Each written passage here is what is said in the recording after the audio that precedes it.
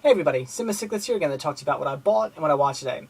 3 bought and 3 watched, so pretty decent day. Only place I went today was my local Goodwill, but luckily they did get some new stuff in. Not a lot, but a couple new things. And all their VHS tapes were marked down to 25 cents, so had to grab myself some stuff. First thing I'll talk about was probably my best spot find today, but also my worst find today as well. And that was it was My Best Birthday Ever, Charlie Brown. This is only available on VHS, so definitely a good find for that reason, but I'll get into why this is also my worst find today, because I also watched it today, so we'll talk about that one in a second. Then I also picked up The Flying Deuces, just some more Laurel and Hardy. I've been getting into Laurel and Hardy a lot lately. Their stuff is hilarious. I've heard a lot of good things about this movie, so I definitely look forward to checking it out. I really wanted to see it ever since I started watching their stuff, so this should be awesome. Definitely look forward to watching that. Now, the last thing I grabbed today was No Way Out, featuring Kevin Costner and Gene Hackman. Do not know anything about this. I've heard of it, but I've never heard anything about it. I have no idea what it is about, but I figured, Gene Hackman, Kevin Costner movie together, sounds like a winning combination to me. So for 25 cents, had to pick it up. So that's it. That's all I bought today. So now on to what I watched. First thing I checked out today was the remake of Assault on Precinct 13. This was good, by itself. You're just judging it on this movie alone. I'd say it was good. Lots of good action, great characters, a decent story. I would definitely recommend this movie. I liked it, had a lot of fun with it. But if I'm comparing it to the original John Carpenter movie, not nearly as good. The original John Carpenter movie was a lot more suspenseful. I mean, it was almost like you were sort of, John Carpenter sort of is a master of horror, so watching the original Assault Precinct 13, it almost felt like a horror. It was really suspenseful. With these guys being trapped in the prison, the precinct, and all the bad guys surrounding him trying to kill him. It was very, very suspenseful. It almost felt like a horror movie almost, and I really enjoyed that. Thought it was really great. Kept me on the edge of my seat and everything. So I really enjoyed that. Where this one is more, it's more of a recent sort of film. It feels like that. It's just full of action and explosions and gunfire and crazy characters, and it's not as suspenseful. Even though it's still the same plot for the most part, it just doesn't have that suspenseful feel that the first one did. So it's not to say it was bad. I definitely say, just in itself, this was a great movie, definitely a good watch. But if you're comparing the two, I would definitely go with the original. But still, good watch. I would definitely recommend it. And the second thing I watched today was It Was My Best Birthday Ever, Charlie Brown. Yikes. I don't really have anything against some of the newer Peanuts movies. When I say Peanut specials, when I say newer, I mean from like the 90s until now. I really don't necessarily have a problem with them. They've all been, all right. I do enjoy a bunch of them, but this one was a joke. First of all, only 25 minutes long, and about 10 of those minutes alone is just Linus here rollerblading. That's it. It's just like repeating scenes. He does some little trick, and then he does some more tricks and stuff, and they go back and they show that same trick again.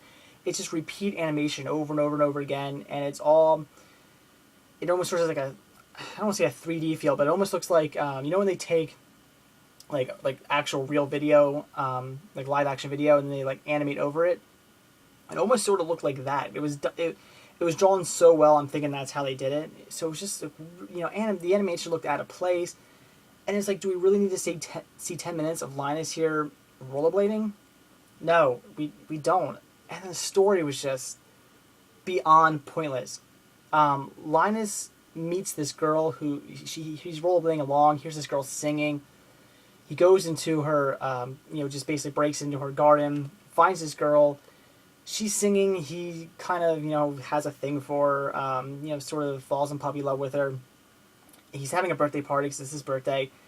Invites her, and he spends the birthday party just waiting for her to show up. She finally, he doesn't know, everybody, nobody thinks she's coming. Even he's starting to, be like, he's like, yeah, she's coming, but it's getting very close to the end, you don't know. So finally she shows up, but she just drives up. He goes out. She hands him a flower, gives him a kiss, and she drives off. That's it. Like, where's she going? Was she just visiting? Is she leaving town? Is she just going away on vacation for the weekend? You don't know. He even goes, well, I wonder if I'll ever see that girl again. and then the credits roll. What? That's the entire story. He meets a girl, has a birthday party, she shows at the very end, kisses him, she goes away. There's like no plot to this movie at all. It just sort of stuff happens, and that whole story I just told you there was pretty much all told within like 10 minutes. Because like I said, the other 10 minutes is him rollerblading, and then you have a little opening scene where it's Charlie Brown and his sister Sally, and they make some dumb joke, and you have the credits. So you gotta figure that's like 5 minutes right there. I can't get over how horrible this was and how pointless this was, and how out of all the Peanut specials I've ever seen, this is the only one I've ever wanted my 25 minutes back of my life back. I just couldn't believe how bad this was. But like I said, I was also happy to find it because it is only available on VHS, and I do want to own all the Peanuts stuff, even though this was really horrible. Still want to own it. So I was glad to find it, but just a really bad watch. I would say stay away from this one. I mean, unless you're trying to collect all the Peanuts specials like I am, this is something you're not going to want to see. It's bad. It's horrible. Just stay away. The last thing I watched today was Who Framed Roger Rabbit with the audio commentary, which was fantastic. If you have this, definitely recommend you watch it with the commentary.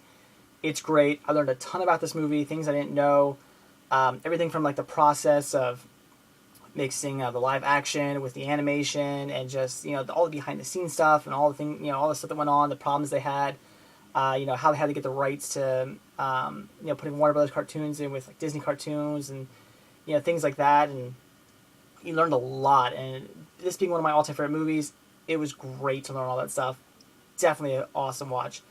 So one of the things I did find kind of weird about this was and when this scene came up, all the commentary kind of dropped off and got really quiet.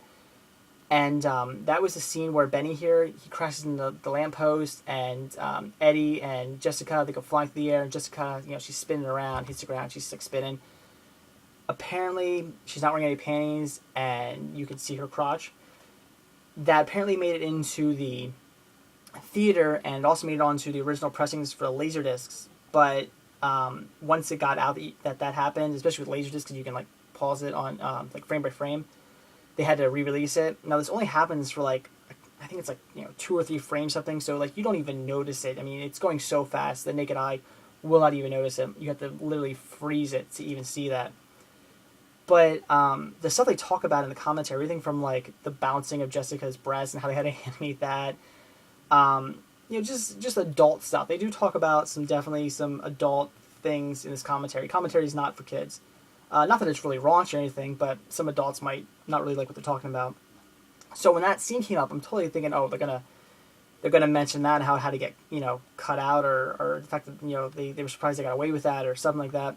No, all of a sudden they're talking, and that scene comes, nothing, and that scene goes, and they start talking again, which makes me wonder if Disney made them not talk. Maybe they did talk about that in the commentary and they made them cut it out. I don't know, because it was just kind of weird that the one scene I expected them to talk about, they didn't. It got all really quiet and they didn't say anything about that scene. So, very strange. But anyway, great commentary. Again, if you have this, I definitely recommend check out the commentary. It was fantastic.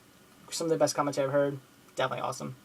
So that's it for what I bought when I watched today. Again, got No Way Out. Definitely looking forward to checking that one out. Gene Hackman and Kevin Costner together in a film. Should be good. The Flying Deuces, some little Hardy classic right here. Heard great things. Cannot wait to watch that. It was my best birthday ever, Charlie Brown. Only on VHS, so definitely glad to get myself a copy, but one of the worst Peanut specials. No. The worst Peanut special I've ever seen. Stay away from this one. And I also watched, I saw On Precinct 13, the remake. Good, but not as good as the original. And the commentary for Who Framed Roger Rabbit, which was brilliant. Definitely check that out. So that's it. Thanks for watching. Stay tuned to see what I bought when I watch tomorrow. See ya.